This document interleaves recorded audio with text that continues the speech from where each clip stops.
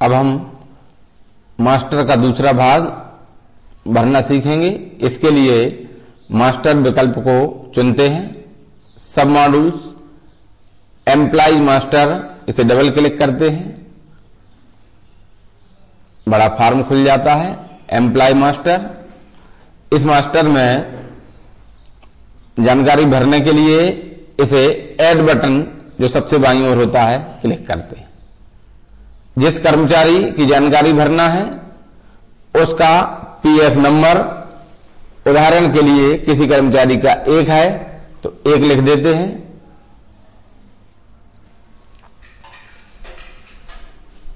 एक के आगे 0 लगाएंगे, 01।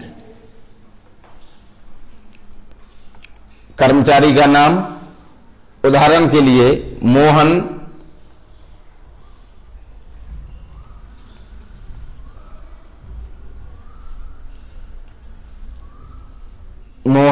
झा। फादर्स नेम, पिताजी का नाम उनके लिख देते हैं, Sohan Jha. Date of birth, उनकी जन्मतिथि लिख देते हैं, उदाहरण के लिए 24 फरवरी 02 1967। जेंडर, इसमें लिंग की जानकारी, पुरुष के लिए M, महिला कर्मचारी के लिए F। डेट ऑफ ज्वाइनिंग,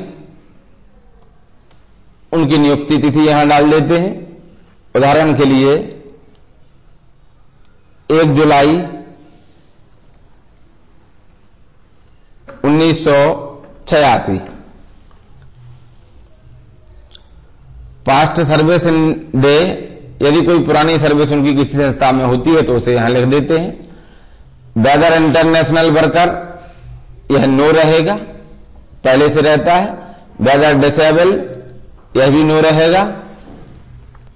इसके बाद उनका ईमेल आईडी लिख देते हैं यहां,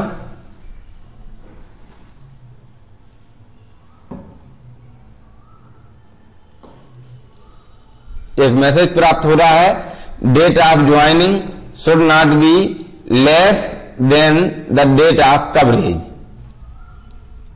कवरेज डेट के पहले की उनकी ज्वाइनिंग नहीं हो सकती है। यह एक गलती यहां हुई थी, इसे सुधारने के लिए हम पुनः इस बटन को ओके करते हैं। यहां हम उनकी नियुक्ति तिथि डाल देते हैं, उदाहरण के लिए 1/7/1998। इस भाग में ईमेल आईडी डाल देते हैं, mohan@gmail.com। संबंधित कर्मचारी का मोबाइल नंबर यहां हम लिख देते हैं, 10 अंकों का मोबाइल नंबर होगा। Whether contributing and more than wage ceiling, इस भाग में ईपीएफ एस या नो 2 विकल्प होते हैं, उसमें से एस विकल्प को चुनते हैं। ईपीएस में नो विकल्प रहता है। मैरिटल स्टेटस, विवाहित अविवाहित, इसकी जानकारी हम यहां भर देते हैं। विवाहित के लिए मैरिड लिखेंगे, यदि अन्य कोई है तो हम दूसरा विकल्प चुन सकते हैं। टोटल मेंबर्स, लिव मेंबर्स, यह जानकारी स्वतः ही भरी जाती है। Whether you want to enter international worker details, इसकी हमारे लिए आवश्यकता नहीं है। यदि संबंधित कर्मचारी नौकरी छोड़कर कभी चला जाता है तो हम whether you want to enter exact detail, इसे हम क्लिक करते हैं और उनकी डेट ऑफ लिविंग डाल देते हैं। रीजन फॉर लिविंग, इसको हम यहां ड्रॉप डाउन बॉक्स से सिलेक्ट करके लिख देते हैं। और यदि वह कर्मचारी पदस्थ है तो इस विकल्प की आवश्यकता नहीं होती। ध्यान रखिए, इसका उपयोग तभी करना है जब संबंधित कर्मचारी विद्यालय में पदस्थ नहीं है। इसके निचले भाग में बैंक डिटेल्स, उनका बैंक अकाउंट नंबर यहां डाल देते हैं। दूसरे भाग में बैंक का नाम डाल देते हैं, ब्रांच नेम, बैंक की ब्रांच का पता लिखते हैं।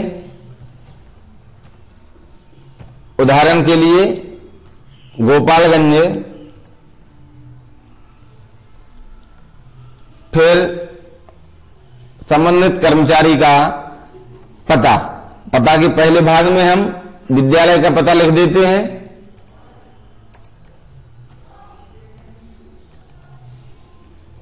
दूसरे भाग में संबंधित कर्मचारी का स्थायी पता हम लिख देते हैं।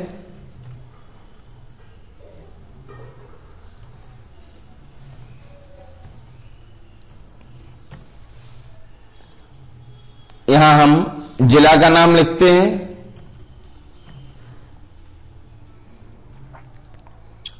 शहर का नाम लिखते हैं,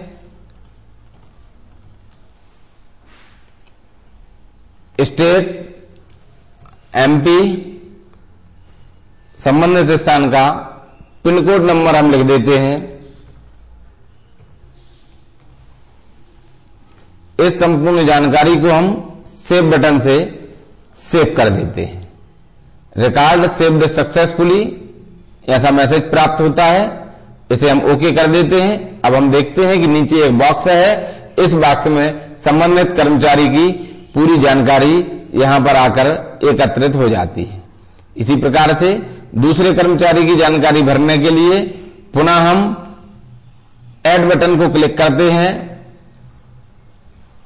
नंबर डालते हुए उनका नाम, पिताजी का नाम, डेट ऑफ बर्थ, जेंडर, अन्य संबंधित संपूर्ण जानकारियां जैसे date of joining, email address इत्यादि को हम भर देते हैं। भरने के उपरांत बैंक डिटेल्स उनका भरते हैं, एड्रेस डिटेल भरते हैं और इस जानकारी को हम सेव कर देते हैं। दूसरे कर्मचारी की जानकारी भी इस प्रकार से सेव हो जाती है। यदि इसमें कहीं कोई भूल हो जाती है तो हम एडिट बटन का उपयोग करते हैं। एडिट बटन का उपयोग करने के बाद संबंधित स्थान जहां हमारे लिए सुधार करना है जाकर के हम इस प्रकार से सुधार कर सकते हैं और सही जानकारी लिख सकते हैं। पुनः नीचे आकर के हम सेव बटन क्लिक करेंगे, जानकारी सक्सेसफुली ऐसी जानकारी प्राप्त होती है, इसे हम ओके कर देते हैं। इसी प्रकार से सारे कर्मचारियों की डेटाबेस हम यहां पर भर लेते हैं। सब भर जाने के बाद हम इसे बैक कर देते हैं। इस सॉफ्टवेयर में वापस जाने के लिए बैक विकल्प का ही चुनाव किया जाता है।